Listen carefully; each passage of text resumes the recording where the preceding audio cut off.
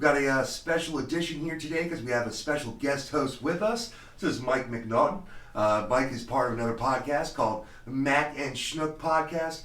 Pretty cool general sports podcast. If you have a chance to check it out, I'm going to give him a minute to let you to know about that and where you can listen to it and where you can find it. And then we're going to get started with our Week 12 recap show.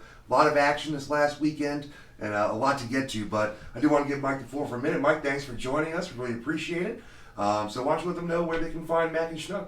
Yeah, thanks for having me. So Mac and Schnook Sports Podcast, I have a guest, not a guest host, another host is with me, Chris Snook.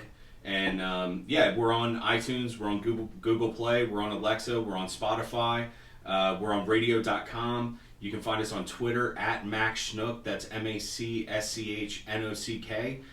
We have an email, macandschnooksports@gmail.com. We're all over the place. Hit us up sometime, check us out.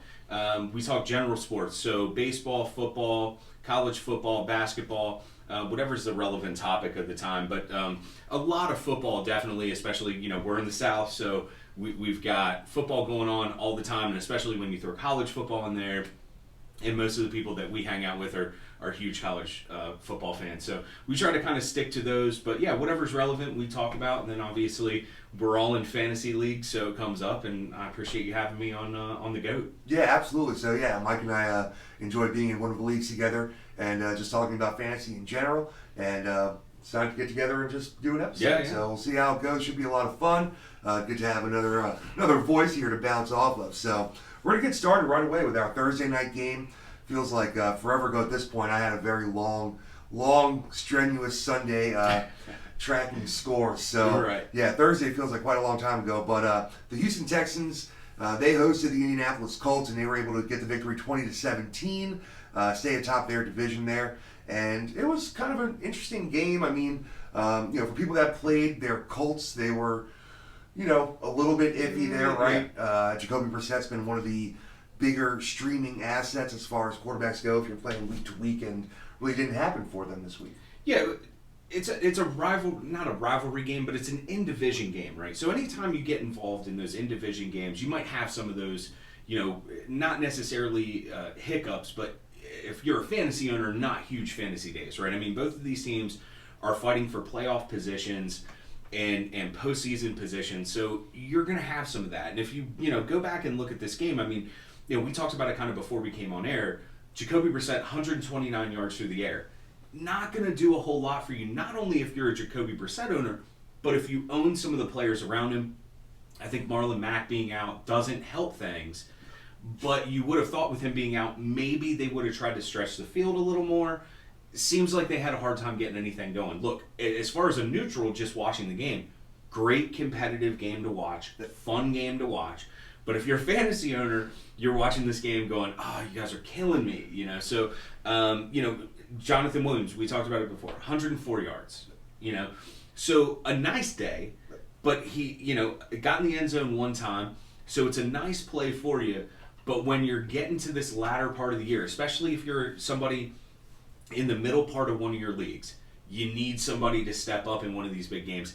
And this just might not have been the game for you unless you were an owner on the other side of this thing. Exactly, yeah. The only fantasy asset that really was worth playing was Jonathan Williams. And, I think a lot of people were a little gun-shy just because the last few, must-add waiver wire running backs haven't really worked out. Brian Hill hasn't worked out. Right. Ty Johnson didn't work out. I mean, really, Wayne Gallman, for the most part, didn't really work out earlier in the season.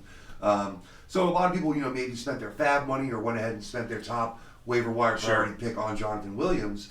And I think at a certain point, if you did that, you probably played him.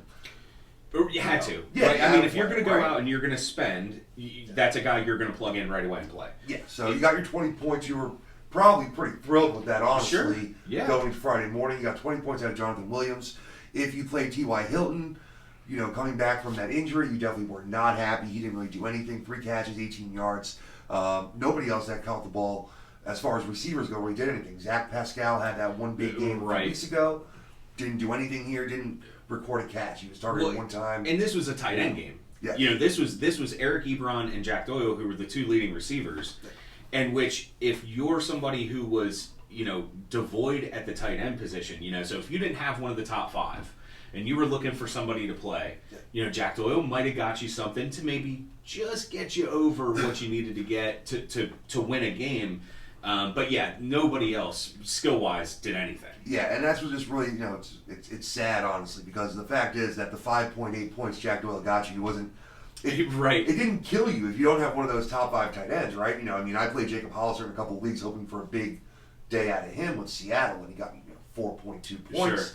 Sure. So, depending on your team, that 5.8 points might not have been that bad. If you played Ebron, you got 4 for 44, so you were probably pretty happy with, almost 9 points out of Ebron. So. Well, right, and I think one thing that fantasy owners may need to start paying attention to is that if you don't have one of those top 5 tight ends, if you don't have one of those guys that you feel like, if you don't have George Kittle, if you don't have one of these guys that can go out and blow up and get you 20 plus, 25, 27, you almost have to find those guys that can get you the 5, 7, 8 points to try to keep you in games in hopes that your other skill talent's going to go off. These guys are not bad plays, but they're not going to see as many targets, I don't think, in subsequent weeks like they did yesterday. I'm sorry, on Thursday. Yeah. They're just not going to. Well, 5 and 4 targets really isn't that much, and I think you can, maybe assume they will get, 5 and 4 targets isn't that many, but it shouldn't be the leaders on the team. Right. And definitely shouldn't be the focal point of the offense, which is hopefully not the expectation going forward, or else going to be tough days ahead for Indianapolis. Right? Exactly, because if that's the way that you're running your offense, unless you've got an incredibly strong run game and you're able to attack those seams, I think you're putting yourself at a disadvantage here. Plus, if you can't stretch the field, those seams aren't going to open up either. Yeah.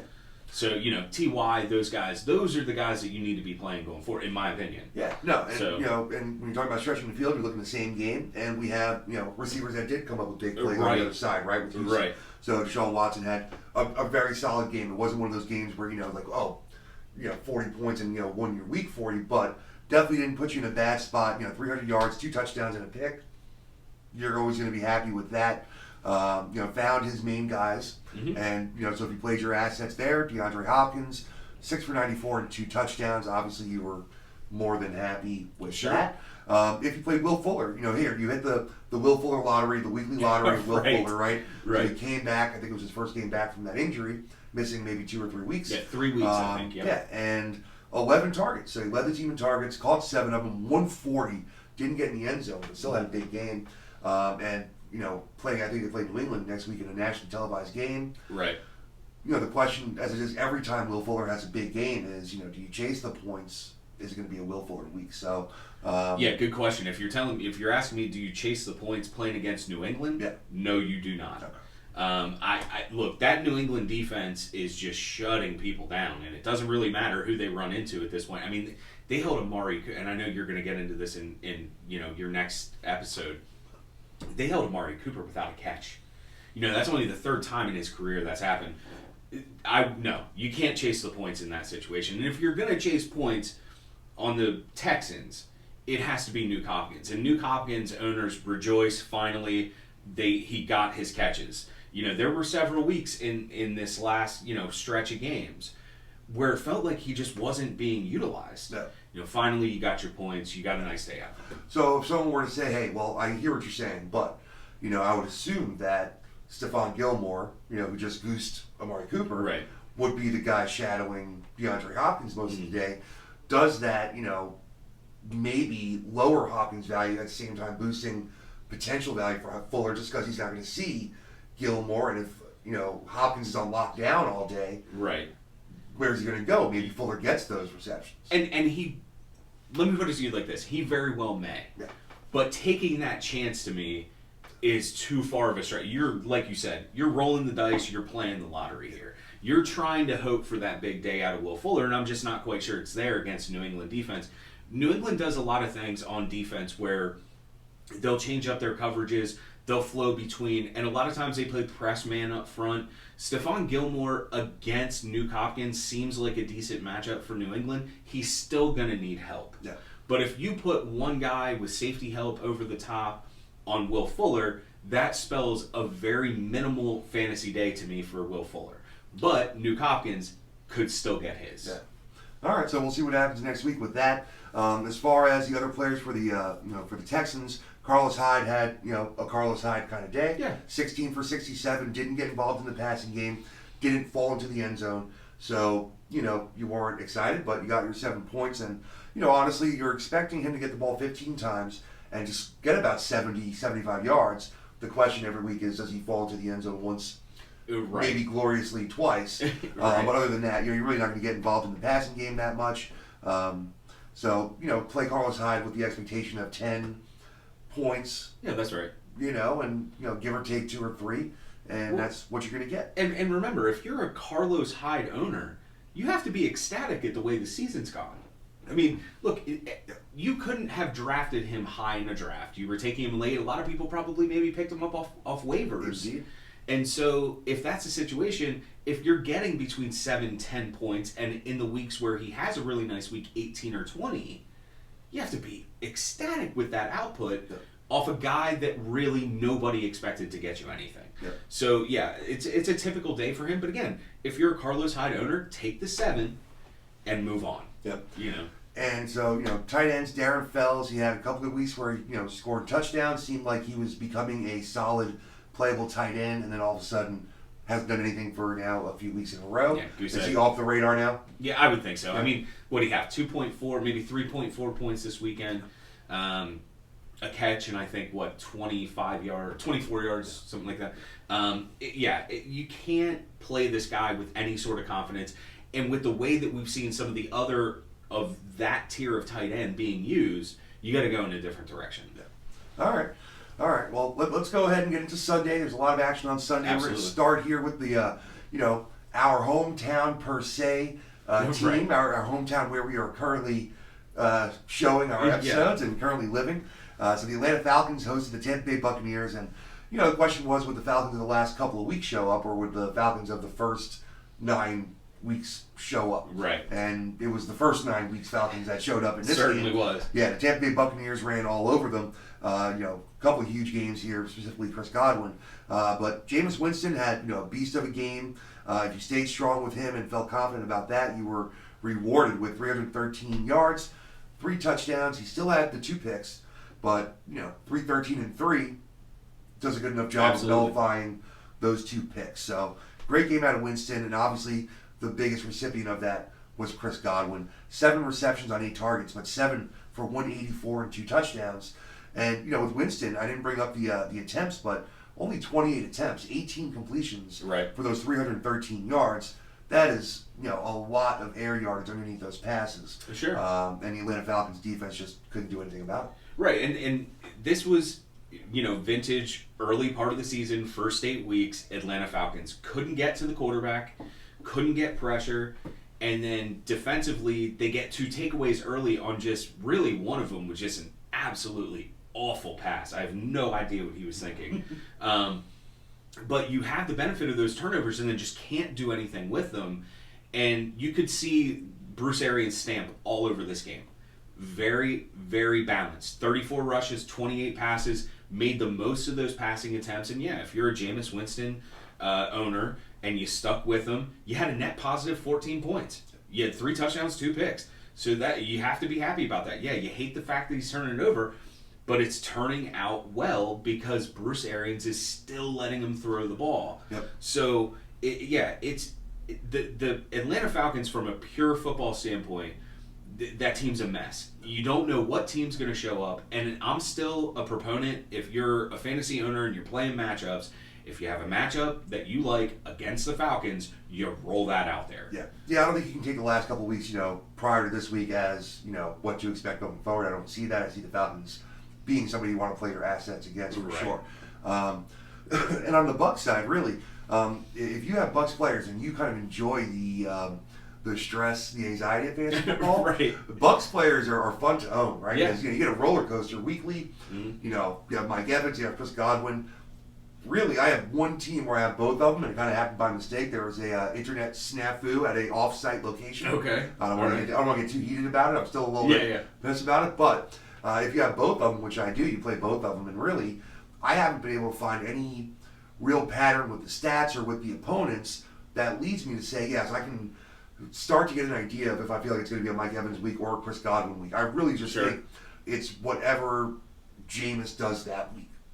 Yeah, I think from a football standpoint, I guess maybe the question that I would have, and I haven't dove into these statistics or done any sort of research on it, I would wonder if those weeks where you have a weaker secondary plays into Mike Evans. A guy who's real physical, real tall, can go up, high point the ball better than any of those players and go up and get it, and he pulls off those huge chunk plays. I wonder if that's where Mike Evans blows up. And then the weeks where they play against a secondary that might be a little better and you need more of sort of the slants and the sort of possession plays, that's where Godwin comes in. I feel like Godwin might be the better pure route runner. I feel like he has better hands maybe even in a lot of ways.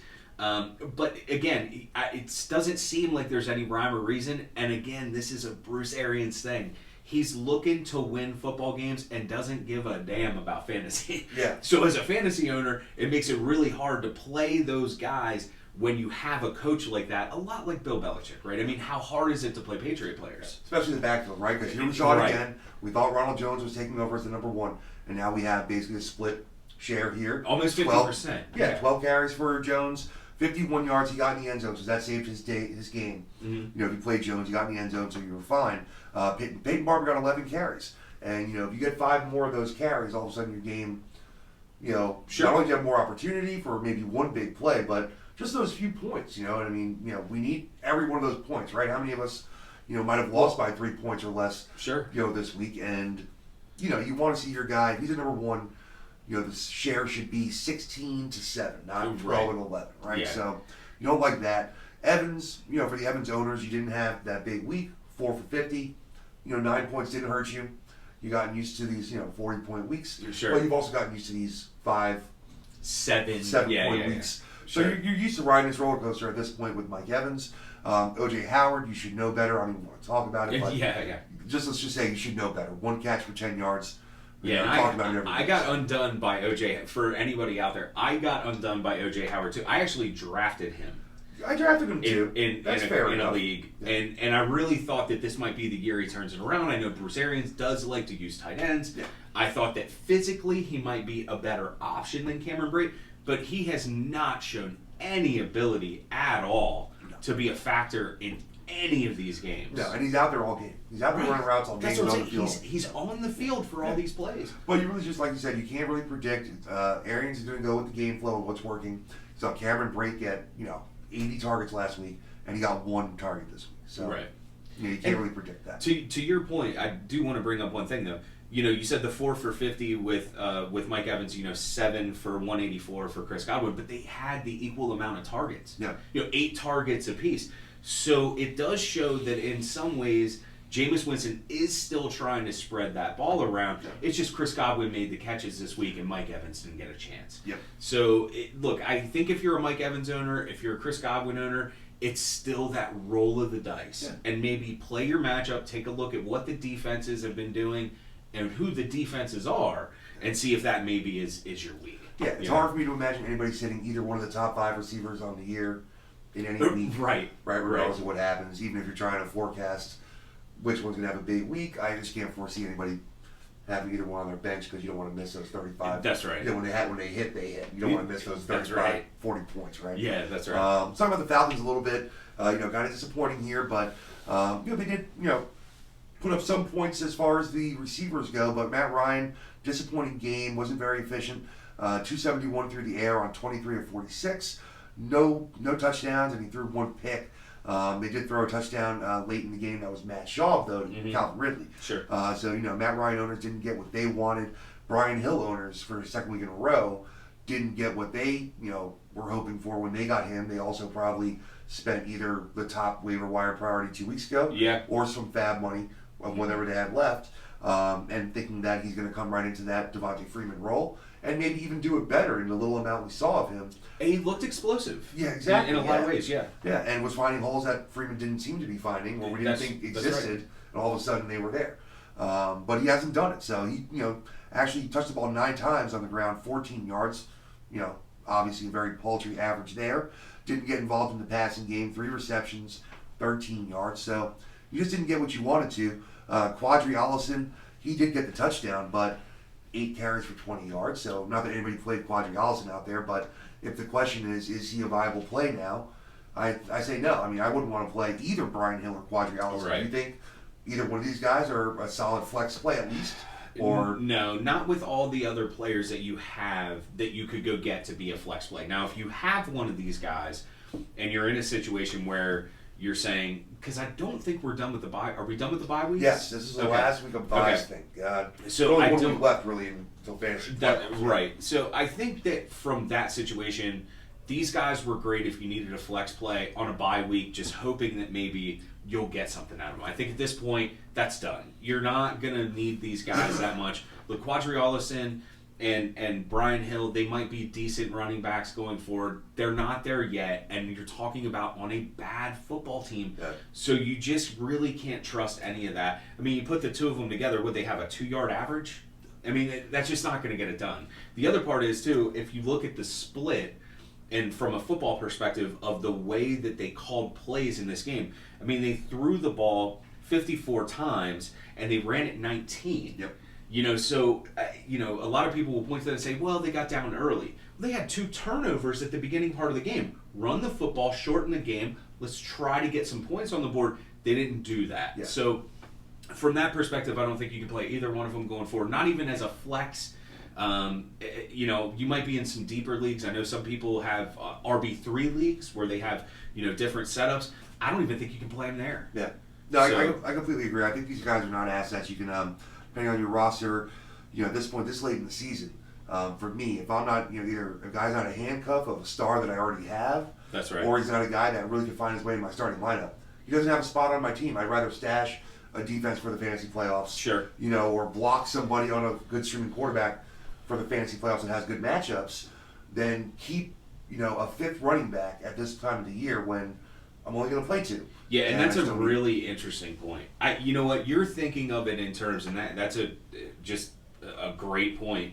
You're thinking of it in terms of, if I don't have a guy that can make a difference, I'm cutting him loose, and I'm finding something, whether it's something I need right now or something that's speculative for the playoffs, I'm stashing it, and I'm dumping this guy and let him be somebody else's problem. Yep. It's really good, and I think a lot of fantasy owners miss that point. Yep. I think they miss that point of that roster management where they just hold on to a guy and they say, well, I can see if I can use him later or if he blows up in a garbage time game or something like that. Nice to have depth, or look at your bench and say, I have all these guys that have 11 and a half, 12 projected points, and that does feel good to feel like you have depth throughout the season when injuries and bye weeks are there. But like I was saying, 1 week left until the playoffs.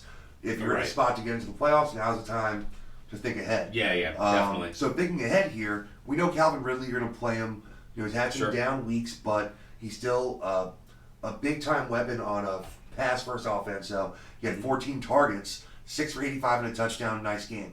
Julio Jones, not a great game, but 5 for 68, 9 targets. It just wasn't his game, but, there's no question about, if you're playing Julio Jones. And in fairness, though, for Julio, he did go out injured twice in that game. Now, for fantasy owners, this is something to pay attention to. Look, this guy, I feel like, has been banged up since he's come into the league. I don't remember him ever practicing a full week before playing games since he's been in the NFL. I remember him being banged up when he was at the University of Alabama a couple times. Feet have been a problem. He had a surgery on I think it was his left foot early on in his career. Look, you almost wonder when you see something like this. He goes out of the game, he can't come back in. Then when he comes back in, he doesn't look 100%. If you're a fantasy owner, I'm not saying you bench Julio Jones by any stretch of the imagination, but what I am saying is you have to be concerned. And you have to be concerned if you're in a keeper league, you have to start to think about this. Is Julio a guy that I want to keep and hold over? You need to pay attention to the health and what's actually going on in the team. So I just think that there's a lot of things at play, and if you look at that last game, I know you're saying it wasn't his day, but he goes out injured, he comes back, he goes out injured again. Yeah. This could be a long-standing problem, especially if it's a nagging injury, and if you're in a keeper league, something to think about. So Russell Gage, though, was one of the recipients of, I guess, a few of the extra targets, had another pretty good game. Is he a guy that you think is locked and loaded as a wide receiver 3 with wide receiver 2 upside at this point. Yeah, look, I think if you have Gage and Calvin Ridley on the field at the same time, you have something there. Yeah. You know, I know in some ways they're kind of similar. Not real big, shifty, good route runners. I don't think Russell Gage has the hands that Calvin Ridley has, even though we've seen Ridley drop a good amount of passes in the past. No, I think he's a good play, and I think going forward he'll be a good play, and I think they may have found their slot guy that they can rotate with Calvin Ridley and change places. So do you think when Austin Hooper gets healthy that, changes a little bit for Russell Gage's value, or he just adds, another piece once they get all healthy? Yeah, I think he adds another piece. I think Austin Hooper is going to get his targets and he's going to get his points. But if you look at using yesterday as an example, putting the ball in the air 54 times spread out between two quarterbacks. But even if that was Matt Ryan, that ball would have went in the air 54 times. Yeah. I think if they're going to throw the ball that much, and you can see with a 3-8 team, going toward the end of the season, they may just be looking to wreck somebody's day. Yeah. This is a guy that can come in and maybe be one of your flex guys and give you 15, 17 points. Yeah. All right. Let's keep it rolling here. We're going to go to Buffalo, where the Bills hosted the Denver Broncos. Buffalo handled them pretty easily here. We knew that their defense, is strong. They were at home against a rookie quarterback, making just his, I think, third start in the league. And they made it look that way. Brandon Allen looked completely lost all game long, couldn't get anything going. And they didn't really do much of anything on offense. I mean, he was, 10 of 25 for 82 yards. Yeah, that's not going to get it done. 82 yards. Obviously, no touchdowns. They only scored 3 points. Mm-hmm. Turned the ball over once, had an interception. There might have been a fumble in there also, possibly. No fumbles lost. But, 82 yards, we know there's not going to be much to talk about with fantasy. Right? Yeah, I mean, no Cortland Sutton. I mean, you're not talking about the running backs because obviously they probably didn't blow up. Listen, if you can't throw the ball any better than getting 82 points, nobody's doing anything. Yeah. So Lindsey had 57 yards on the ground. He did catch the ball once for 11 yards. Got you an extra couple of points there. So I guess the big question is, with Brandon Allen, we've seen him look okay, and we've seen him look like this. Is this a huge concern, or is it basically a matchup-based concern for your Denver Broncos assets? Yeah, it's a matchup-based concern for me. Look, he's a young quarterback. He's playing, his third game, I think, or fourth game. Mm-hmm. So, we're talking about a guy who's very early on in his career. And, oh, by the way, you're going into Buffalo, which is not an easy place to play. Yep. I mean, you got the Bills Mafia going berserk. I mean, that's a real tough place to be. And I know. And then, you take into account that, oh, by the way, Buffalo's got a damn good defense. You're talking about a recipe for disaster here. And I think for me, it's a matchup-based and location-based concern. I think going forward, he should continue to get better. That being said, I think he's just holding the place for what they hope is the next quarterback, which is Drew Lock. Yeah. Now, I'm not sure he can handle it either, but we'll see. Yeah. So, again, to me, fantasy owners, is it cause for concern? Of course, it's going to be difficult. I mean, but if you have guys on teams like Denver like that, and I have Cortland Sutton, you're almost looking at it saying, I can't really start this guy. Yeah, the Broncos are at home next week against the Chargers. Are you playing Cortland Sutton against the Chargers at home? Yes, I will. Okay. I will. Okay. I will play Cortland Sutton in that game because I think I'll be almost guaranteed 13 to 15 points. All right. Let's go to Buffalo. They actually had some points scored on that side of the ball. Yeah. Josh Allen, another very solid game. So obviously not a huge game through the air. He's 15 of 25, $185, 2 touchdowns, and 1 pick. Added the 56 yards on the ground, which is what Josh Allen owners want to see. Mm-hmm. I'm an Allen owner. You want to see those 35-plus rushing yards for that baseline because the 300, passing yards is probably not going to be there, right? Sure. 225, 250 is a solid expectation through the air. And then, 50 rushing yards is equal of what, like 175 passing yards, something like that. Sure. So you're getting a lot of value there. Josh Allen is the number 5 quarterback on the season. Okay, so anybody else out there who drafted Josh Allen and dropped him?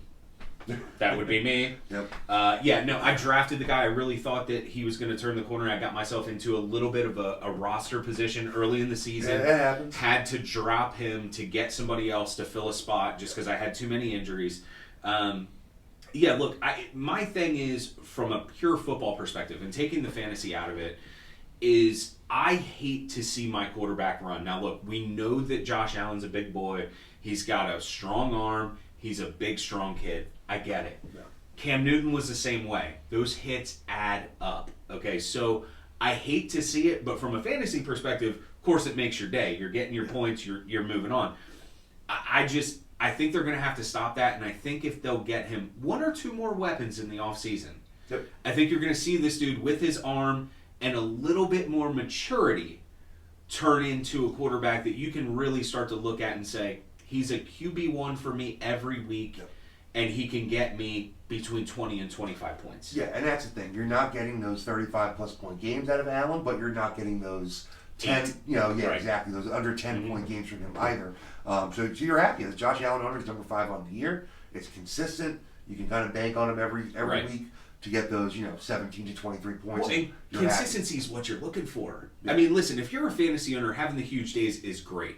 But you have to be looking for that consistency. If you can consistently know out of one position, I'm getting 20 points, you should be happy. Yeah. It's one thing to be down like 70 after Thursday night games, and all of a sudden you're chasing big sure. So maybe you're going to stream somebody that Kirk Cousins who could throw 4 touchdowns in a game, right? So maybe you make that move. But yeah, I love playing Josh Allen. Devin Singletary, really nice comeback game for him. Got the ball 21 times on the ground, 106 yards. So right at 5 yards a carry, which is where he's been all season long. Every time he touches the ball, he gets 5 yards. His long on the day was 11 yards. So it's not like, he had a 45-yard run and then, he went and he did 20 nothing carries, else. Sure. For 60 yards. Other than that, every time he got the ball, he was moving the ball down the field, right? Sure. He's a great running back. I love the way he bounces off. I'm excited for his future. Want to see him get involved a little bit more in the passing game, but, he did. I don't think that he was ever really utilized that way at Florida Atlantic. I think that's going to be something he's going to have to work on personally in the offseason and then into next year to get more involved. If you're expecting it to come this year, I don't think you can count on that. And I think Josh Allen doesn't have a lot of the finesse required to be, at this point, right. to be an excellent, running back. And just dump the ball off. Yeah, I feel like, and I think I've seen it before, I feel like he throws the same ball 45 yards downfield that he throws 5 yards downfield. It looks like Shaq throwing a free throw. He's like, right. Bricks it out there, Yeah, I get scared every time he's throwing the ball less than 25 yards. Right. I mean, it's like a Mach 7 fastball every time. Yeah, So Frank Gore... He'll get there, though. He'll get there, though. So Frank Gore got the ball 15 times also. So as a Singletary owner, hey, they ran the ball 36 times between their two running backs, let alone the 9 from Josh Allen. So, the fact that Gore got 15 carries, it's not like you're sweating it that much. Of course, you'd like to see Devin Singletary have gotten 8 more of those. But the reality is he got 21 carries. So I don't think the 15 is a huge cause for concern. They want to run the ball a lot if they can. Sure. And I think the other reason I don't think there's a lot of cause for concern is that when you got into the fourth quarter, that game was fairly... with the way that the Buffalo defense was playing, was fairly out of touch. Yeah. And so I think Frank Gore was getting a little bit more of those carries in the fourth quarter, and you save your starting running back. You give the veteran the ball, and oh, by the way, Frank Gore is now the 3rd leading rusher of all time past Barry Sanders. Congrats, Frank Gore. Congrats to Frank Gore. Yeah, that's huge. I mean, look, this guy, I remember like 3 or 4 years ago having discussions with some other people out and about, and Frank Gore's name would come up, and I'd say, is he a Hall of Famer? Do we think he's a Hall of Famer? Look, this guy's a first ballot Hall of Famer. Yep. He's in. Yep. He just passed Barry Sanders. Now, albeit it took him a lot longer to get there than it did Barry Sanders, but you could say that about a lot of people. Yep. Look, the guy's a stud running back, and if you're telling me that you're late in a game and you have this young guy and this young piece that you think is the future going forward, you give it to Frank Gore. Yep. So I think that's a lot of it. Yeah, and as far as Hall of Fame caliber goes, I think that he had a long enough stretch of great seasons that already in and of itself could have been looked at as a possible Hall of Fame career. Sure. And then you just add the longevity and consistency, and I think that puts it over the top. So. Yeah, I would say for the better portion of a decade, I would say for like 8 years that this guy was he was a top 5 running back. I mean, you knew, and I'm taking the fantasy out of it, but from just a pure football perspective, you knew what you were going to get from this guy. Yep. I mean, he might go off for 200 yards one day, but most of the time, this dude was getting you between 95 and 125 yards and probably a touchdown. Yep. He's a stud. All right, let's see. The Buffalo receivers. John Brown, you got in the end zone, so he gave you what you needed, but he only had 2 catches on the day on 4 targets, 39 yards, but he did get the touchdown, so at least he scored the points for you. But the big receiver here was Cole Beasley. He had 9 targets, caught 6 for 76, and a beautiful touchdown pass and catch on both ends.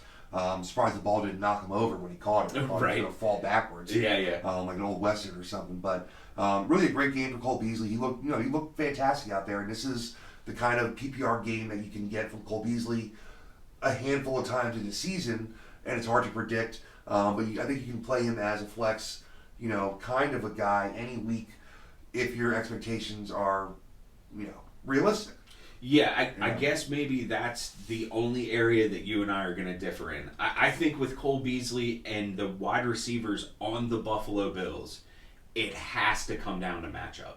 You know what I'm saying? I look at those wide receivers.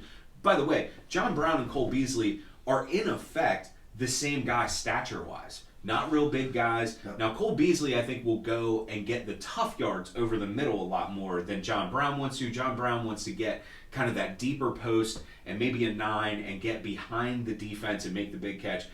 I would be hesitant to play those guys. And just because looking at, now in their division, if you guys are playing Miami, yeah, I'm starting those guys every day.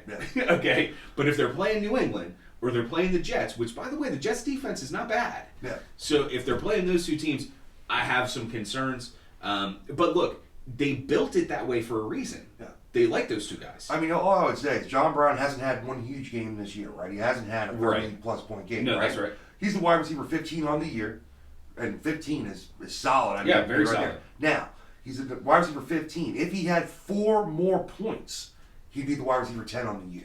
4 more points over 11 weeks, right? So that's Right. 1 catch. Yeah. Or 2 catches over 11 weeks. He could be the wide receiver 10 on the year. That's without having any monster games. So for me, that's like, gotta have this guy plugged in as a wide receiver 3. All right. So you're saying, again, you're going right back to consistency. Yeah. Nobody's getting 10, 12 points a week. 15.8. He's 15 every week. Every week, 15 points. So you're saying in a flex position? Yeah.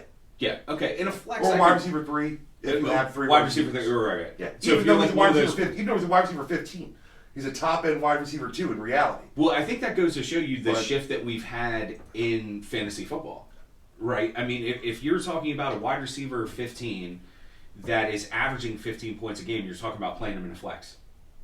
I mean, because everybody else is, looking at other wide receivers in different positions. Yeah, I mean, it's interesting. When I look at those games, and I thought the question was more about Cole Beasley, I can't play those. I have to look at matchups for those guys. And again, that also comes back to who's throwing them the football. You still got a young quarterback. You still got a guy who's trying to figure it out in some ways. And, oh, by the way, has no problem taking off and running the football still because he hasn't, body's still fairly healthy, fairly fresh. That concerns me that he may, in some ways, vulture some of those catches because he takes off. So before we move on, which I want to do, I do want to ask, because Buffalo is going to Dallas to play on Thanksgiving in the Leon-led flashback game. Yeah, I always love. And so do you play Cole Beasley or John Brown against a tough defense on the road on a short week? Are these guys in your lineup? Okay. Before I answer that question, you might want to let people know what the Leon-led flashback game is. Look it up. There might be a lot of people that don't know what that is. Yeah. I don't want to go into it. And we don't have to go into it. Look it up. Yeah, YouTube it. But for those of you out there who don't know what it is, it might be one of the all-time boneheaded plays in NFL history. Yeah. So, yeah. And, and for me, it was weird because I was actually in a Disney resort with my family as a teenager on a family vacation. And we were watching that game in our hotel room, me and my dad. Okay. Watching All right. it, Buffalo fan. I'll always remember that. Yeah, I remember watching that game. I was watching it with my family as well. And I just remember everybody in the room just, what is he doing? I mean, nobody could believe what he had just done. And, the anticipation, because you see it coming, right? You see Oh, Beasley yeah, running for like 30 yards. Like, he's going to get there. He's going to get. He's going to do it. Get there, yeah. Yeah, it's wild. So yeah. I'm sorry. Anyway, if you wouldn't mind repeating your But question. so are you playing? Who are you playing? Beasley or Brown? Neither, both. Who would you play against the Cowboys on a short week on the road? That is a great question. Short week on the road. I tend to shy away from players on short weeks. Yeah. Most of the time, the offense takes an incredible hit on their short weeks. If I had to pick one, I think that I personally probably would go with Cole Beasley. I think that he understands how those corners want to play him. The defense wants to play him. He knows their tendencies. He knows kind of where to find. Yeah, he knows where to find the open spots. John Brown would scare me in a game like this because I feel like he's going to be a guy that you're looking for one of those big time plays out of. You're looking for like a 75-yard touchdown catch or something like that. And the safeties for the Cowboys, not bad. Okay, you got some decent safeties. Heath is very good. Now he is injured. He's got 2 injured shoulders. I don't know how he's still on the field. But I think that Cole Beasley, with having a little bit of that knowledge of how that defense is and how they play, I think he's the better play in that game. All right, moving on. Let's do it. Let's go to Chicago, where the Bears hosted the Giants. Kind of an ugly game, but not to be unexpected when you see this team in that matchup. If you were looking at the Giants and Bears, I thought it was going to be a shootout. I'm not really sure. Yeah, I don't know if you're watching football. Yeah. Daniel Jones, 150 yards, 2 touchdowns. So if you streamed him, which I'm sure very few people play Daniel Jones on the road against the Bears, he was okay because he had the 2 touchdowns. Added 27 yards on the ground. The big story here is your concern level about Saquon Barkley. 17 carries, 59 yards, only caught the ball twice for 1 yard. Doesn't seem to be as big of a part of the offense with Daniel Jones, under center, and doesn't seem to be breaking big plays. So if you're a Saquon Barkley owner and you've made your way into the playoffs, or you have a must-win matchup in Week 13, how concerned are you about Saquon Barkley? Would you think about pivoting, or is that just you just can't do that and you just hope that he pulls out of it? I hate to give an answer with 2 separate answers, but am I concerned? Absolutely, 100%. And if Saquon Barkley is a keeper and you're in a keeper league, you have to seriously be considering if you can keep him. I think they still have offensive line concerns. They still haven't really done anything to rectify that, and it seems like they've allowed Daniel Jones to come in and kind of. They've just given him the ball and said, go make it happen. Saquon Barkley, in another way, doesn't look right to me. Now, you're talking about a guy who has watched him since he was a freshman in college because he went to my university. He does not look right to me. He doesn't look 100%. He's not making the same Saquon Barkley cuts and moves, and he doesn't have the power that he normally has. I don't think he's been 100%. For me, there's a couple things at play here. Am I concerned? Yes. Would I think about pivoting? Absolutely.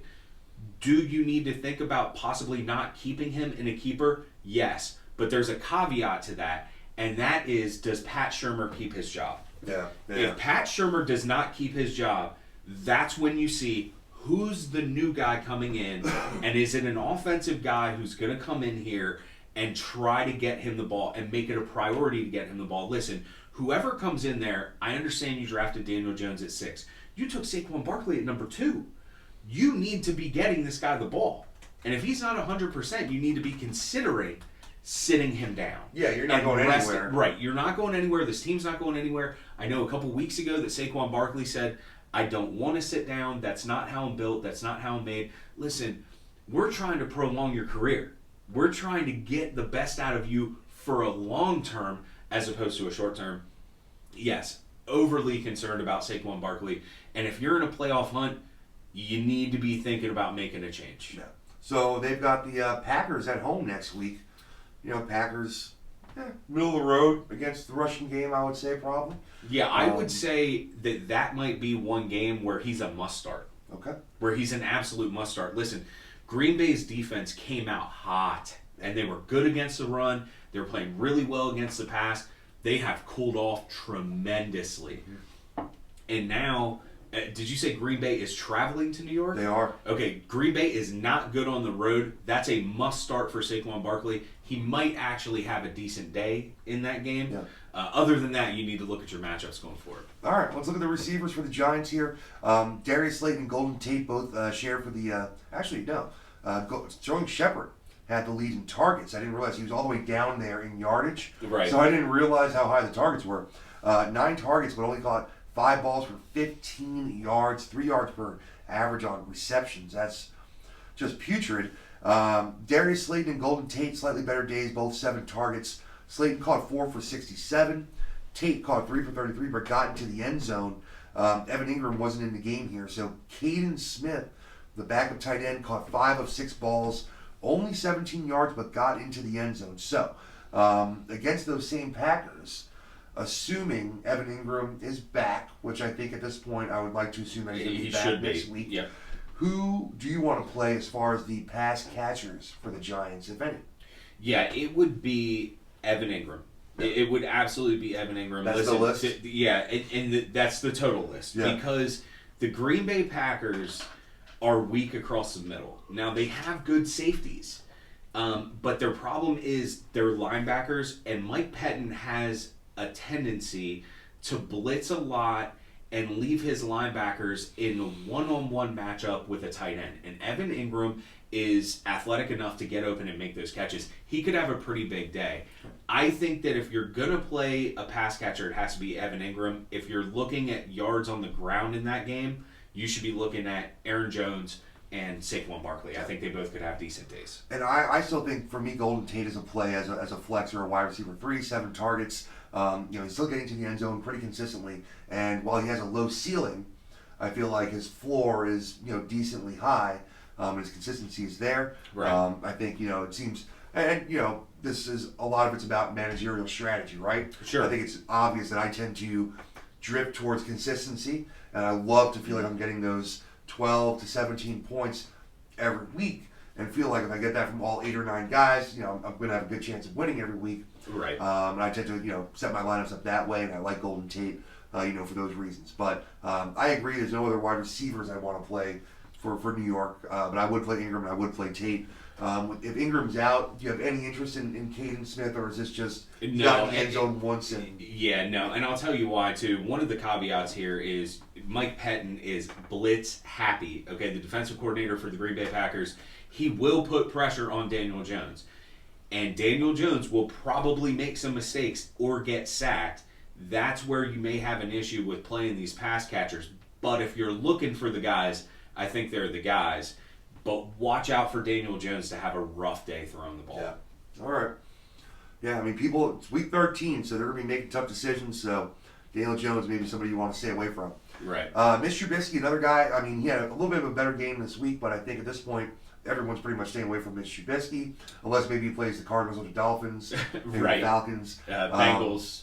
Yeah. But 278 yards through the air, 1 touchdown, 2 picks. The 278, at least I gave his receivers options, and opportunities to put up some points, put up some yardage. Couldn't get anything going on the ground here, including Mitch Trubisky. They ran the ball 26 times for 65 yards.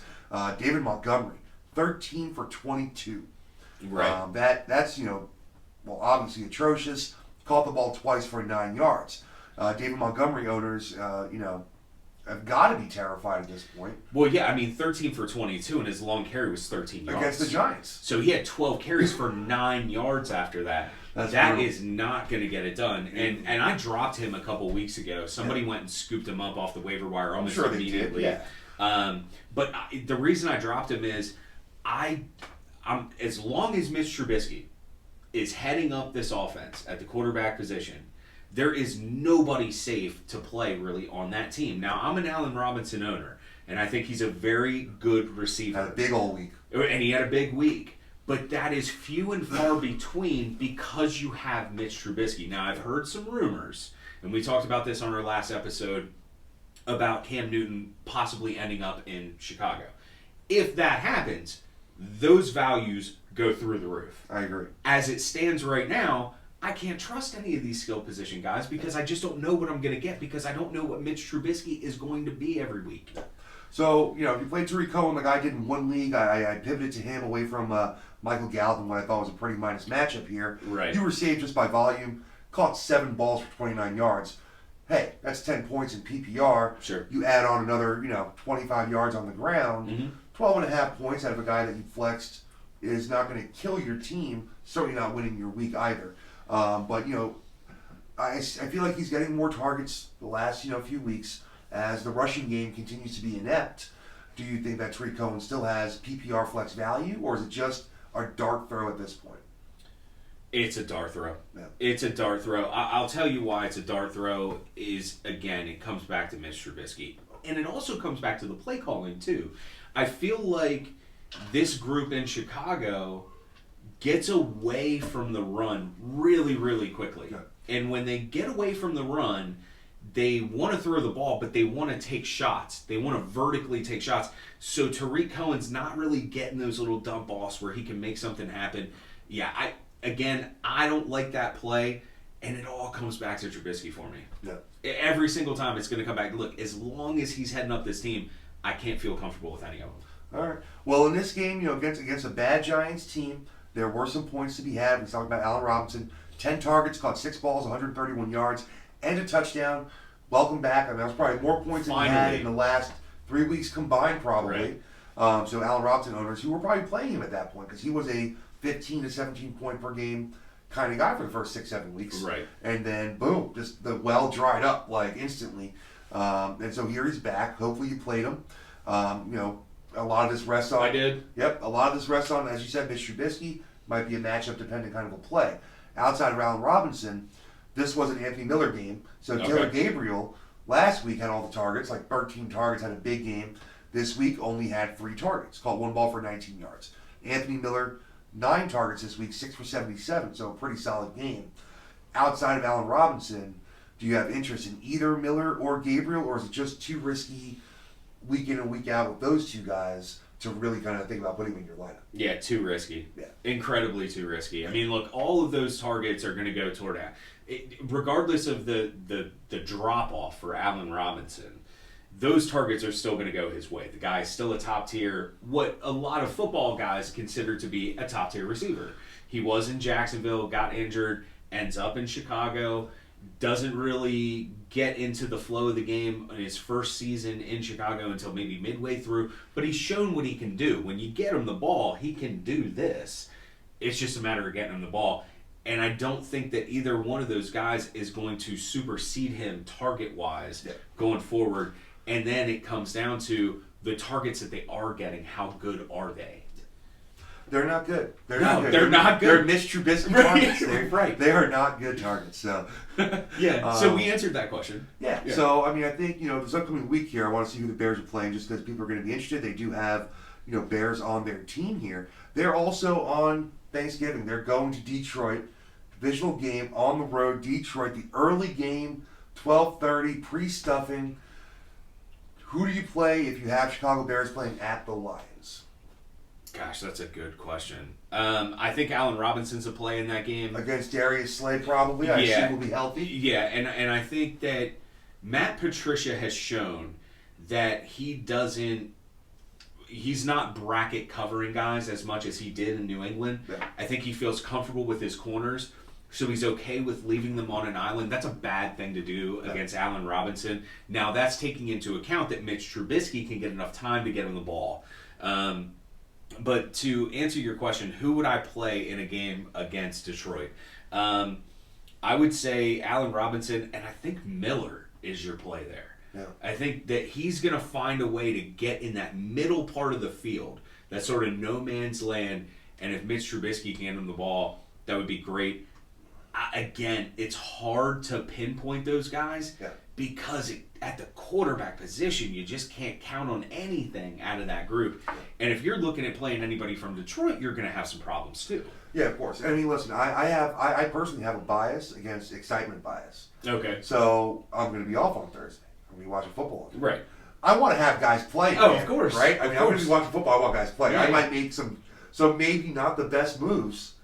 I might be clouded by my want to have action. Exactly. On Thursday. Well, then go in. Listen, go get yourself a Bovada account and put some money on a parlay and call it a day and don't ruin your fantasy season. Yeah.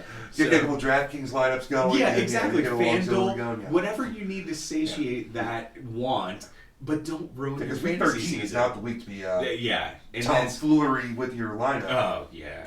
Yeah. No. Unless you're first and your game's ahead and you want to just have a little fun. But Yeah, no doubt. let's assume you're not in that position, everybody out there. Only a few of us can be. Yeah, that's right. That's right. All right, this game's going to be pretty quick. We're going to make a little time here because the Cincinnati Bengals hosted the Pittsburgh Steelers, and God, what there were not a lot of game, points. brother. Yeah, not a lot of points to be had here, so we're going to rifle through this guy. Mason Rudolph got benched, 8 of 16 for 85 yards and a pick before he got benched. Devlin Hodges came in through a nice long touchdown pass, found James Washington across the middle there. But even still, he was 5 of 11 for 118 yards, most of it coming on that touchdown pass.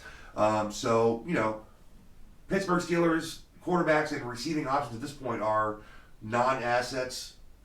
James Washington is a dart throw. All of his production was on that one play. Yeah, you can't count on him. And I really like James Washington too. I put him kind of in the same category as Christian Kirk, except Christian Kirk has what has turned out to be a decent young quarterback, and we haven't seen that for James Washington. The very curious thing, for those of you out there that are college football fans, it should be very curious, everybody. Mason Rudolph and James Washington played together at Oklahoma State. They had like 50 touchdowns or something together, right? They should know each other and be able to get this done, and they just can't. And I think that comes back to Mason Rudolph, honestly. But yeah, look, Benny Snell Jr., Kentucky guy. Yep. I mean, Kentucky running back. A lot of people thought, is he fast enough to play in the NFL? Can his bruising style work in the NFL? 21 carries, 98. Yep. 21 long. I mean, he had a decent game. Look, this was a rough watch for anybody out there who was watching and who had players. It was a rough watch. Yeah, Jalen Samuels owners. Yeah. Ugh. Yeah. So that was brutal because we didn't know. We knew that there was going to be a timeshare. Sure. Right. I didn't know that Kareth White was going to get. I've never heard that name before. It's the first time I've said it. I saw the name White and I was like, who? Yeah. Who? Right. Yeah. Exactly. So he got the ball 6 times. Benny Snell got the ball 21 times. Jalen Samuels 2 carries, 6 yards. The big surprise here is, excuse me, only 3 targets. Right. And that's what caught me. That's what got in my throat. I think Mm-hmm. I didn't want to say it. I know. I was hoping for 8 or 10 targets. Right. For Samuels this week. Well, and I mean, think about it. You're talking about a guy who was a running back / tight end. I mean, he was kind of a converted tight end in a situation where they needed him. You would think that's a guy that you would want to target because he's got the hands, he can make plays. Yeah, very confusing sort of thing going on there. I think it goes to show you from a pure football perspective that when you don't have Ben Roethlisberger, that team is lost right now. And if this is the future, you've got some problems. And fantasy owners out there, take note, because if this is what's going forward, I don't know that you can go out and draft anything and feel comfortable about it. Yeah, and Vance McDonald, I'm not even going to talk about him. I got something for you in my pocket. I'm not going to show you. I mean, what was that? 1 catch for 1 yard? Yeah. I mean, come on. So who plays next week? Devlin Hodges or Mason Rudolph? They're hosting the Browns. They are at home, divisional game. And the Steelers are still in it. I mean, the Steelers, played bad ball, obviously. They still got the win. They're still 6-5. Sure. They're in the playoff hunt. They're in the thick of it. But that's right. So who are you playing? I mean, if you're Mike Tomlin, do you think it gives you a better chance to win the game? Yeah, I think Devlin Hodges gives you the better chance to win the game. But of course, you're talking about a guy who came into a game against the worst team in the NFL. Yeah. I have a feeling that Mike Tomlin is going to go back to Mason Rudolph. Yeah. But he'll have a very short leash. And it'll be one of these situations where you go out and you perform like you did against the Bengals. Yeah. I'm pulling you, and here comes Devlin Hodges. I don't think that he gets the start, but I think he is the best chance to win. Is Juju Smith-Schuster going to be back next week? That's a question. I if think he will. is, you'll maybe see a little bit of an influx in that. And I think Connor will be back. And that's huge, too. Yeah. A guy you can rely on to give you some carries. Now, Pouncey is still serving that suspension? I think it's 1 game. Okay, so he should be back. I think he should be back. Okay, I think so. If he's back, that then gives you more on your offensive line. I think Mason Rudolph gets a start. So, all right, so mentioning the suspension, so I wanted to bring this up. I'm not a conspiracy guy. But if I was, I might say the Steelers want to make sure Mason Rudolph is not under center in this game Okay. to escalate any possible things that could Okay. happen, right? There's a lot of Okay. heat. That whole thing just happened, Sure. a week ago. Yeah, 2 weeks ago. They're playing again, right? There's not a whole lot of time to settle that down. Right. There's going to be bad blood. Sure. I would be shocked, if they're not all completely warned by the league, Oh, up front. to be most certainly. Yeah, thank goodness it's not a yeah. national televised game or anything. Doesn't matter. But yeah, if there's not a scuffle or two, I'll be surprised. Yeah, I'm sure there will be maybe a couple little dust ups or something like that. So would I you put any have- credence to that theory that maybe the Steelers don't want Mason Rudolph to play against the Browns for that reason? I don't think so. We talked about Mike Tomlin off air, and I'm not a huge Mike Tomlin guy. I will give him the benefit of the doubt about being more pragmatic in a situation like that and making a sound decision for his football team. So I don't want to pigeonhole him that way and say he's gonna, think that there might be something and this could happen and this could happen. I think he's a guy that doesn't think Santa Claus is real. Okay, so he's, Fair enough. you know what I'm saying? He's not going off what if scenarios. Yeah. So I think that he'll play this out logically, and he'll play Mason Rudolph, and he'll say, if it doesn't work, we yank him. Here's the bad problem that you have if you're the Pittsburgh Steelers. You're going into a game against the Cleveland Browns that it looks like they're starting to put it together. Now, I understand they did it to the Dolphins, but they look good. Yep. And you have not looked good on offense. If you're expecting your defense up against what they did last week and they start to get a little momentum, you could be in a bad spot here. Yeah, the fact this game is in Pittsburgh is very lucky for the Steelers. Very lucky. But yeah, it could be very different if these two games had been swapped home and away. Sure. All right, let's talk about the Bengals just very quickly here. Ryan Finley, a $192 and a touchdown. I'm sure he wasn't played by many people, if any, but looked just barely viable as an NFL quarterback. Yeah, I mean, I actually think that he could be a serviceable backup somewhere. Okay. He looks like he can play at this level. I don't think he's a starter at this level, but he's got the arm strength. It looks like he's starting to kind of figure out the NFL game. He's not a starter though. Yeah.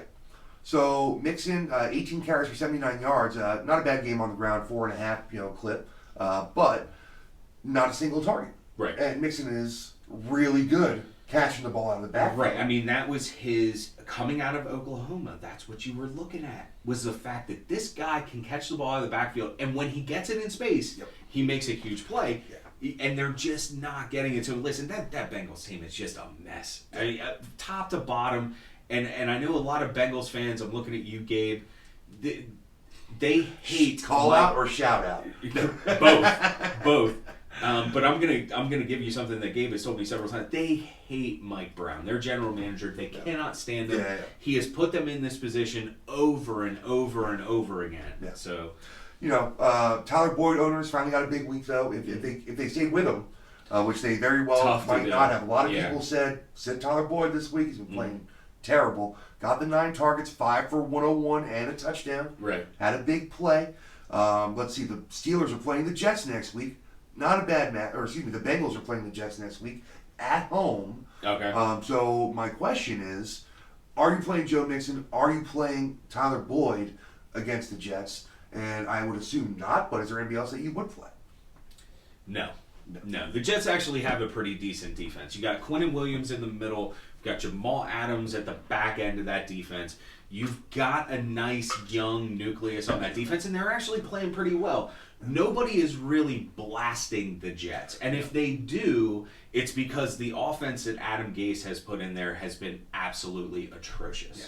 So, there's some ways where I think that Adam, and I said this on our podcast before, Adam Gase is not the guy. He's not done it with the quarterbacks that he's had. I wouldn't have given him the keys to Sam Darnold. And looking at it from a fantasy perspective, I wouldn't have done it. Yeah. That being said, I wouldn't play any of those Cincinnati players against the Jets. So Alex Erickson, he's been kind of a target monster the last few games. Another 8 targets, only caught 2 for 43. Doesn't interest you at all? Not sniffing around Alex Erickson? No.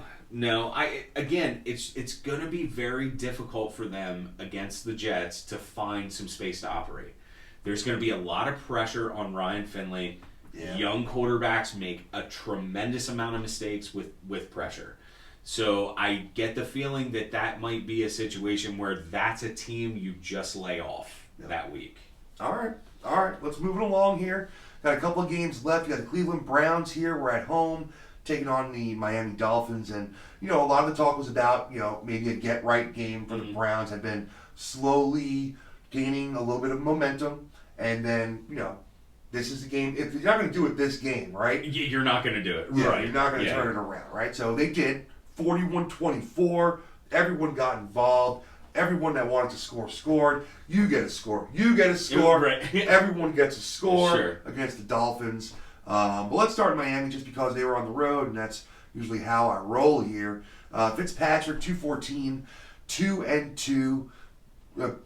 Ryan Fitzpatrick kind of a day. Yeah, 4 right? sacks of Ryan Fitzpatrick day. Yeah, and most of that was from way behind. They were really far behind early, and so he was throwing the ball around, 39 attempts. That's there right. you go. Running backs for the Dolphins have been nothing short of atrocious. Yeah, terrible. They get rid of Kenyon Drake. Who they never really used. They never really used it. Now you see how dumb that makes them look, right? How good he has looked. Yeah. And then they put in guys like Mark Walton, who had more arrests than rushing yards, I'm pretty sure, in his last his last game. Caleb Balaj, who can't go over 2 yards a carry. Yeah. So this is pretty awful here. I was one of those people that just kept picking up the next guy up in Miami. I haven't played any of them. Right. Just kept stashing them. Is this guy, someone going to bust out and get 18 carries for 90 yards, one of these days? Right. But it hasn't happened, so at this point, can't look at any Dolphins running backs, right? No, you can't. Receiving options. So there have been players you can play as far as Dolphins receivers go. The main one here has been Devontae Parker. Another big game, 11 targets, 6 receptions, 91 yards.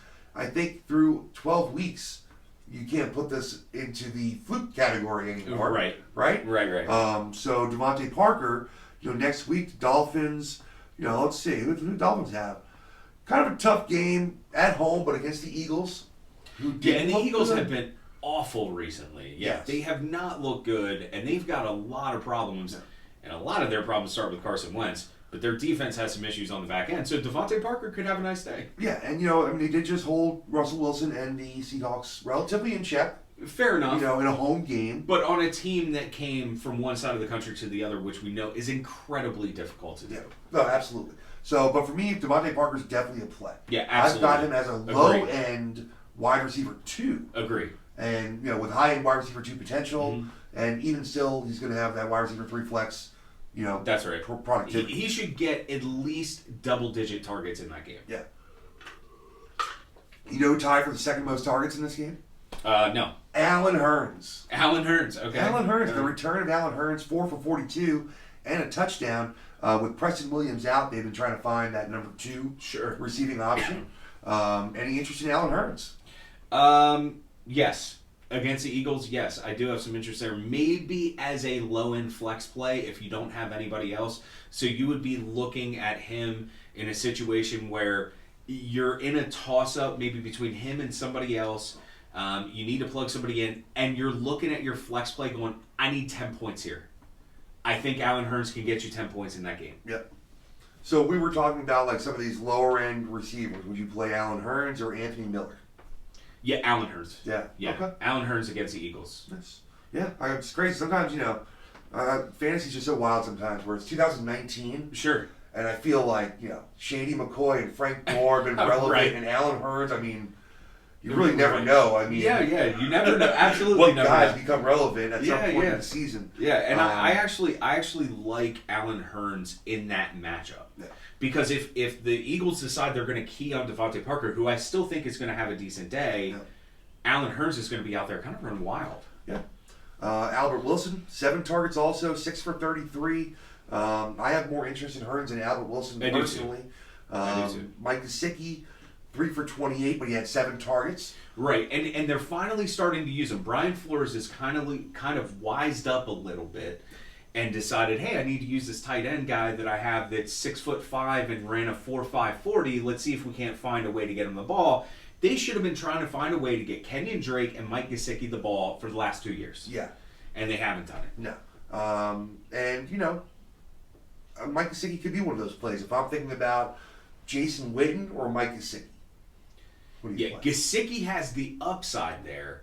Witten is kind of old reliable. Am I okay with 5 points? Or do I want to go for the guy that might get me 2, but could get me 12? Yeah. You know? Yeah. No, I agree. I'm gun shy with Gesicki just because of Fitzpatrick's, There's no consistency with him. Yeah. Yeah. All right, let's go to Cleveland, where there are a lot more points scored. 41 points. Like I said, everyone got a little taste. For everybody here. 327, 3-1 for Baker. Big game, as was expected. Mm-hmm. So it's good to see him come through on an expected big game. Yeah, 70% completion percentage. Yeah, 24-34 at home. You got to love to see that. Nick Chubb, nice game. 21 for 106, got into the end zone on the ground. Also added 3 receptions for 58 yards on 4 targets. So I think he is hearing the Kareem Hunt footsteps a little bit in his head. I think so. And needs to show that, hey, I can make plays in the passing game also. That's right. If you need to pass the ball, you don't have to take me out of the game. Mm-hmm. And you need to know that. Which is huge. And as a fantasy owner, him adding that to his repertoire is something that you have to love right now. You've got to be in on that. And it just solidifies playing him every week.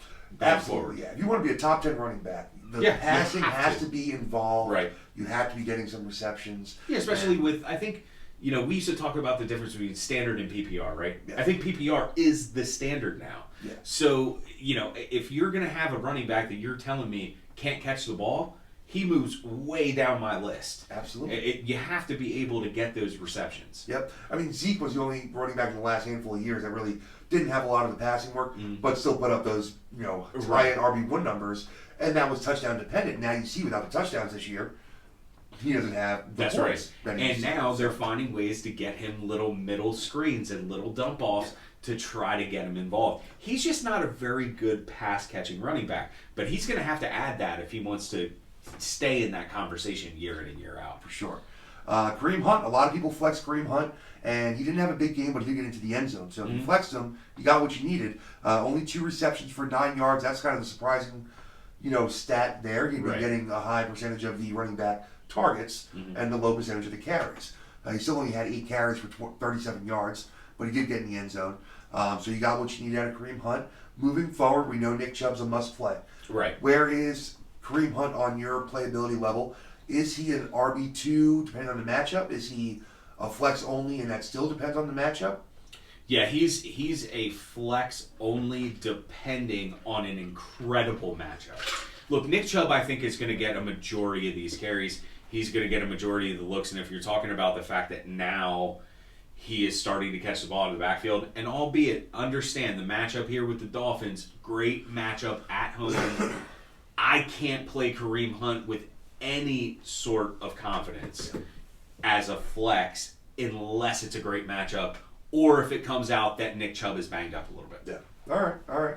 So we'll see moving forward with that. The Cleveland Browns, they are at the Steelers next week. I think that's a plus matchup for Kareem Hunt against a solid front 7 of Pittsburgh. I think they're going to need to have that little more playmaking ability out of the backfield. So sure. I think he's a good play next week as a flex against Pittsburgh. The receivers, the two big studs got all they could eat. Jarvis Landry, 10 receptions, 13 targets, $148 and 2 touchdowns. The second monster game that he's had on the year, in addition to a handful of pretty good games.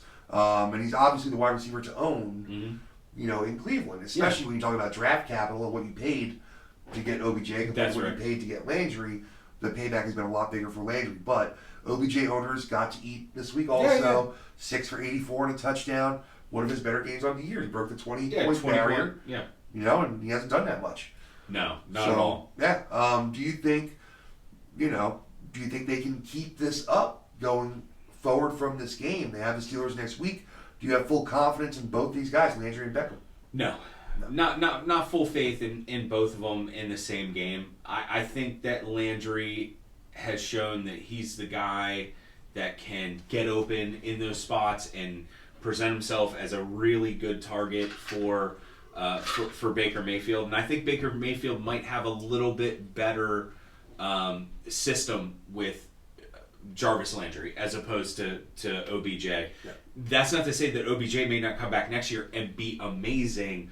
I'm saying this year for me with the Browns is a little bit of a wash, and you're going to have to play those matchups as best as you possibly can.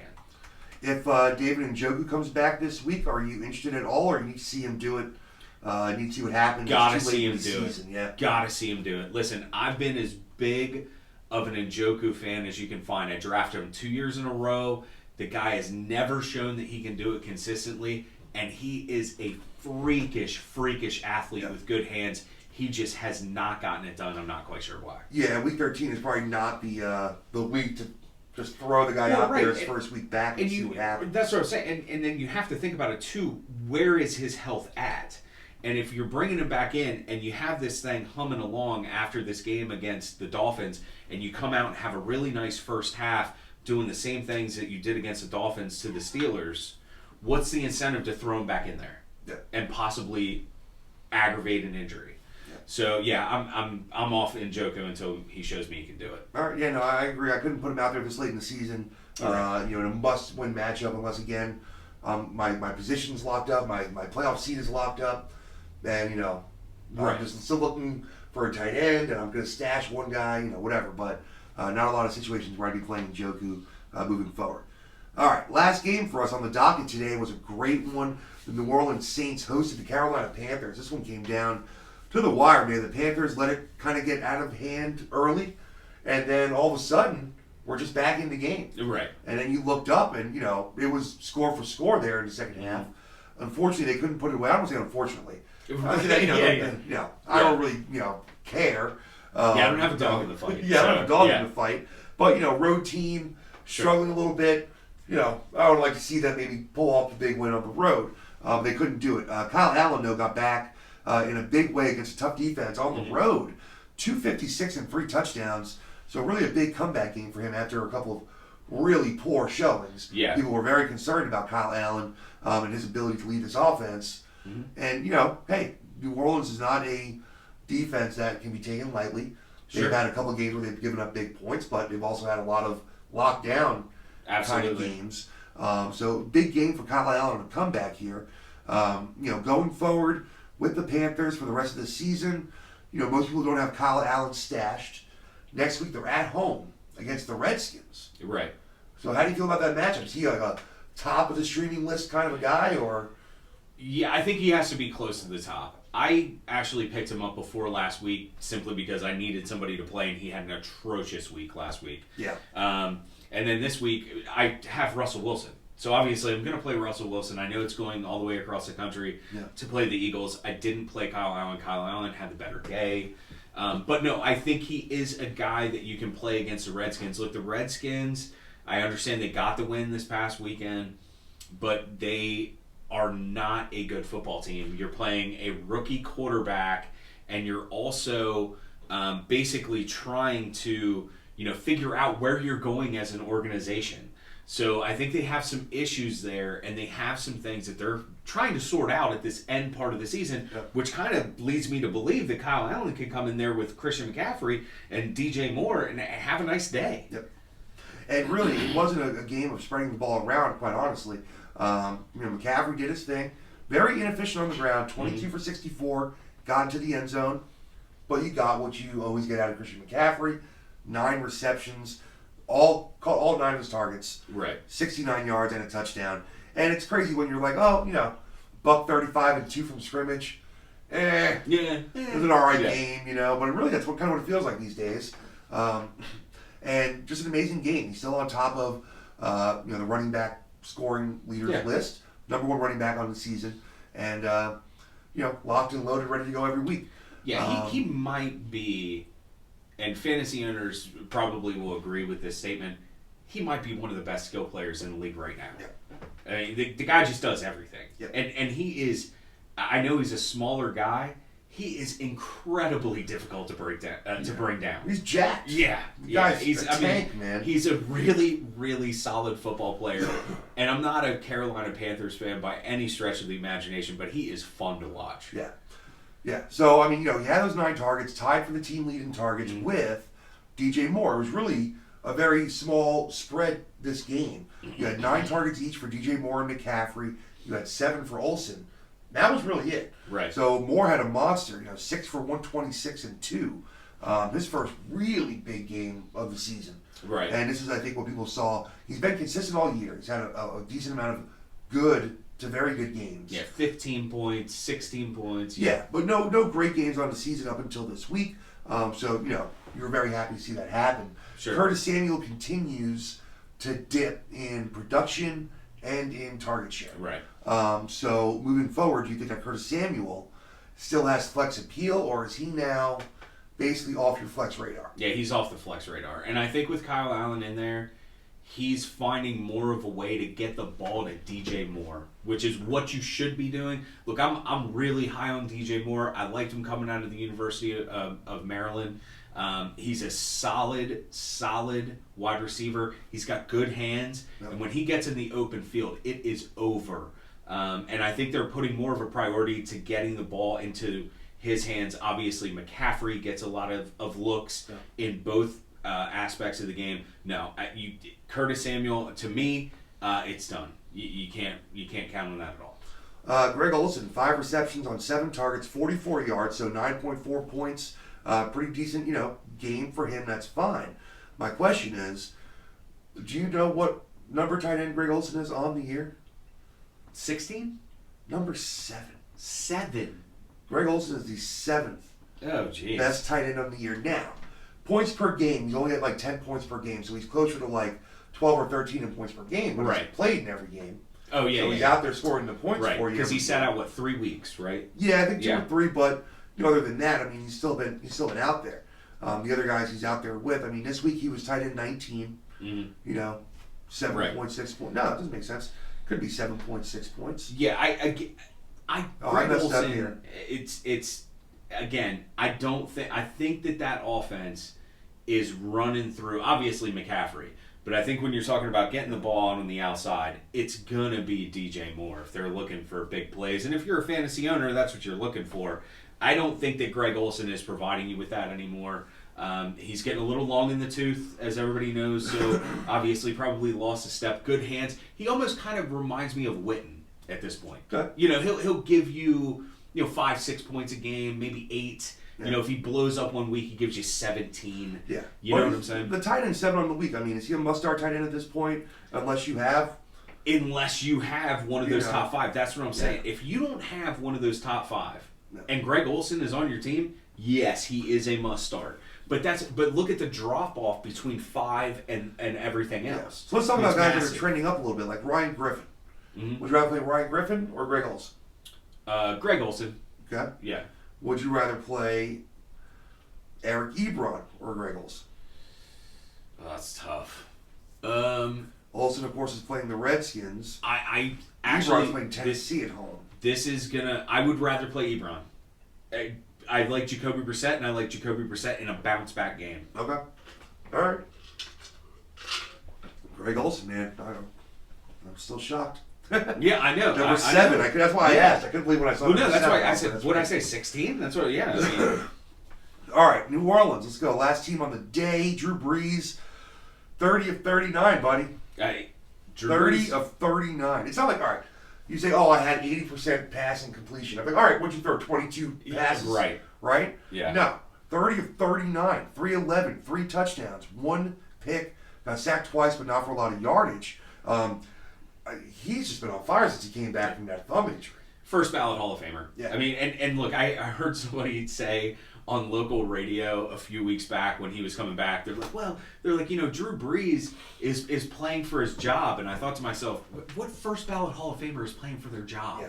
It was nice that Teddy Bridgewater held the fort down Yep. while he was injured. Yep. Drew Brees is not playing for his job. He comes back, he shows that he is a first ballot Hall of Famer, and there is no question as to who the quarterback is in New Orleans until he decides to go. Yeah, and that's why New Orleans paid Bridgewater high-end Sure. backup Absolutely. money to keep him there in case this happens. Yeah. You have a very good quarterback that can lead a very good team Right. to at least a 500 record while Keep your him in star it. is out. Keep him in and he it. did better than that, which is great. Right. Job's not in question. Never. Yeah. So and especially when you look at performances like that. Exactly. So he Yeah. has a great game at home. Gets the win late, does just enough Mm-hmm. to hold off Carolina. Sure. On the ground, so Latavius Murray, 7 for 64 and a touchdown. Nice game for him. Alvin Kamara, 11 for 54 on the ground, but Kamara did add 9 receptions on 9 targets for 48, so that's a little bit more of what you used to for Kamara as far as the receptions go. But still not getting those big Kamara games. Yeah, I do have a question for you. Yeah. Okay, so Drew Brees sacked twice. They haven't been able to run the football the way they did last year. Yeah. You saw the game against the Atlanta Falcons where they had, 7 sacks or 6 sacks, I believe, in that game. They gave up another 2. Is there cause for concern fantasy-wise because of the offensive line at New Orleans? I mean, you had enough time to complete 30 of 39. They had a 6.6 yards per average clip. They only ran the ball 18 times. Yeah. So I don't know. I think they just felt like throwing the ball. Right. Drew Brees, Well, successful. Yeah. Right? Yeah. I want to go fast. I want to throw the ball. They got only like 5 more years left now. Yeah. Who knows? Yeah. But so all right, let's look at the receivers. We talked about Kamara, big part of the receiving option as always. And then it was a very Saints-like game. Right. You had Michael Thomas, huge game, 10 of 11. Which is, I'm kind of disappointed that he missed one. That he dropped one. Yeah, right. Yeah, that's a little bit, Yeah, what's that? 2 drops in 2 weeks? They got to to work on that. Yeah, they got to work on that. 10 for 101 and a touchdown. Any more workman-like for Michael Thomas? No, look, the guy is a must play every week. This guy's ridiculous. Yeah. And should have been the number 1 wide receiver, not just because he's the number 1 scoring wide receiver right now, but it's just proving that he should have been the number 1 wide receiver taken. Yeah, that's right. Yeah, Absolutely. Devontae Adams, DeAndre Hopkins, Julio Jones. The guy is just a walking 20 points every week. Yeah, and you put him with Drew Brees, and frankly, didn't really miss that many heats with Teddy Bridgewater. No, he did but just Drew fine. Brees is just magic. Right. And it's not they spread the ball around that much, and you still can't stop him. Yeah, that's right. Nothing you did. Jared Cook, huge game. I want to talk about Jared Cook. 6 receptions, 8 targets, 99 yards and a touchdown. Obviously a monster game. Right. In the mid-20s. Probably was the tight end 1 on the week, I would imagine. What do you think going forward? Do you think that he's been trending up? Is he a must-start at tight end?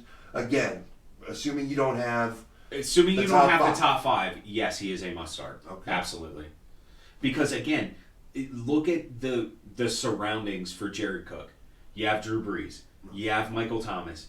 You have Alvin Kamara. You have Latavius. Murray. Look, here's the thing. I'm looking for teams that have a way to get a guy the ball. And when you run up against good teams, if you're the Saints, what are they going to do? I got to take Kamara away. I got to try to blanket Michael Thomas as much as possible. And Drew Brees, being the quarterback he is, will find that guy. And he'll find Jared Cook. Yes, if you do not have a top 5 tight end, he is a must-play. So, short week on the road at the Falcons. Yes. Thursday night. Okay. Just look Thanksgiving bad. night. Thanksgiving night. Okay. Just look bad Terrible. against these Falcons. That's right. Right? What do you think about this game? You think Saints come into Atlanta and put up 40? No, I think it's going to be a close game, but I think there's going to be a lot more scoring this time around. Okay. And I think that shot that the Saints took last time with giving up all of those sacks, I think that they understand that. I think that they've probably taken a look at that, and I think these guys are pissed. Yeah. Don't be surprised if the Saints players have a big night. That's what I'm thinking. But don't be surprised if the Atlanta Falcons offensive players have a nice evening too. Yeah. Look for it to be a lot like this game. 34-31, some scoring comes down to the wire. As far as a fantasy play, if you have those Saints players, play them. Yeah. No, that's got to be the play. Don't be scared off by that bad performance. No. We've just seen Breeze too many times. Yeah. And listen, Breeze and Peyton will have these guys ready to go. Yeah. All right. Yeah. That's it, man. That's going to do it for us. Good long episode. But, hey, when you get talking fantasy football, it's easy to run. I can do it all day. We can keep the clock running. That's right. All day long until the game starts tonight, and I'll still be talking. Yeah, absolutely. It's a lot of fun. Thanks a lot for joining us. I appreciate it, man. Thank you for having me. Absolutely, Mike. So again, guys, this is the GOAT Fantasy Football Podcast. I'm your host, Jim Neander, joined today by Mike McNaughton. You can find me on Twitter. It's at GOATFF Podcast, or you can tweet me at Jim Neander. Find the videos on YouTube, like, share, and subscribe, and please. And make sure you get your lineup set with your optimal team this week. Week 13 is not the time to mess around. Make sure you're doing your research. Make sure you know who's going to have the good matchups and who you want to play. Make sure you get in the playoffs and get ready to talk shit to all your friends. All right. Have a great day. We'll see you with the rest of the recap show tomorrow. Thanks for tuning in. Bye-bye. Peace.